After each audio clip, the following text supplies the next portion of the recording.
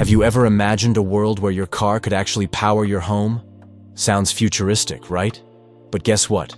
That future isn't far away anymore. In fact, it's already starting. The idea that your electric vehicle could act as a mini power plant, sending electricity back into your home or even the grid, is one of the most exciting and fast-growing technologies in the EV industry today. It's called vehicle-to-grid, or V2G, and it's quietly changing how we think about energy, transportation, and independence. Now let's break this down. Traditional cars have always been consumers of energy. You fill up, you drive, you burn fuel, and that's it. But with electric vehicles, things are flipping. These cars store massive amounts of energy in their batteries, and thanks to smart engineering, that energy doesn't have to just sit there waiting for you to drive. With bidirectional charging, that same power can flow both ways, from the grid to the car, and from the car back to the home. Imagine this. There's a power outage in your neighborhood. Everyone's lights go out, but your house? It's still glowing. Your fridge is running, your phone's charging, and your heater is keeping you warm, all powered by your electric car sitting quietly in your driveway. That's not science fiction anymore. That's the real-world benefit of bidirectional charging. Companies like Ford, Hyundai, Kia, and General Motors are already building this feature into their latest electric models. The Ford F-150 Lightning, for example, can power an entire home for several days during a blackout using its onboard battery. Hyundai's Ioniq 5 and Ioniq 6 can charge tools, appliances, or even another electric car directly from their outlets. These features aren't IT gimmicks. They were practical solutions that redefine what a vehicle can do. But it goes even deeper. With vehicle-to-grid, your EV doesn't just help during emergencies. It can help you save money every single day. Here's how. During off-peak hours, when electricity is cheap, your car charges as usual. But during high-demand hours, when the grid is under pressure and electricity is expensive, your EV can send some of its stored energy back to the grid. You earn credits or payments from your utility company, and the grid becomes more stable overall. It's a win-win situation for both drivers and power providers. And while that may sound complex, it's actually built on a simple idea, turning millions of parked EVs into a connected network of batteries. Instead of sitting idle 95% of the time, your car becomes part of a national energy system. Think of it like an energy-sharing community, where every EV contributes a little to keep the lights on for everyone. Of course, we're still in the early stages. Most electric vehicles today support one-way charging, meaning power only flows from the charger to the car. But with the rise of bidirectional chargers and smart home inverters, that's changing fast. In the next few years, automakers are planning to make this a standard feature.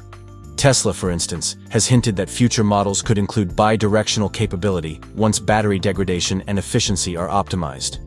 And here's where it gets even more interesting. Pairing V2G technology with renewable energy like solar power. Imagine you have solar panels on your roof and an electric car in your garage. During the day, your panels generate electricity that charges your car. At night, your car's battery powers your home. You're not just driving on clean energy, you're living on it.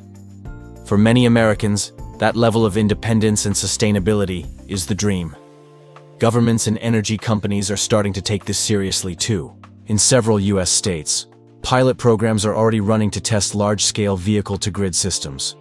Schools, fleets, and residential neighborhoods are experimenting with EVs that feed power back during peak hours. These programs are paving the way for future regulations and incentives that could make this technology mainstream within the decade. Still, there are challenges. We need widespread infrastructure upgrades, standardized charging systems, and software that can manage power flow safely. Battery health is another concern. Frequent charging and discharging can wear out batteries faster, though newer chemistries like solid-state and LFP, lithium iron phosphate, are designed to handle this much better. But when you look at how fast the EV industry is innovating, it's hard not to be optimistic. 10 years ago, people doubted electric cars could ever replace gas vehicles. Now, they're outselling them in several markets. The same pattern is starting to happen with V2G. What seems like an experimental idea today could soon be the standard expectation in every electric car. Think about how transformative that is. Your vehicle isn't just a mode of transportation anymore.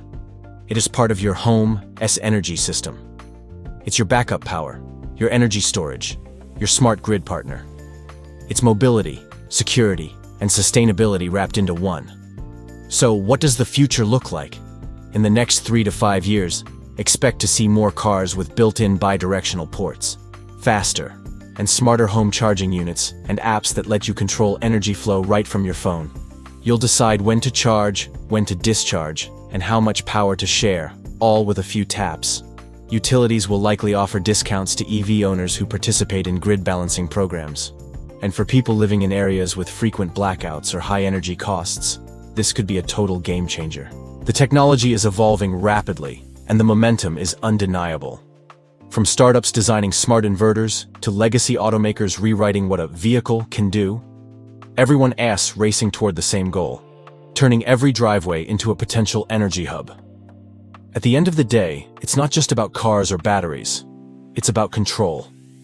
The ability to manage your own power, to keep your lights on when the grid goes down, and to play a role in creating a cleaner, more resilient energy system.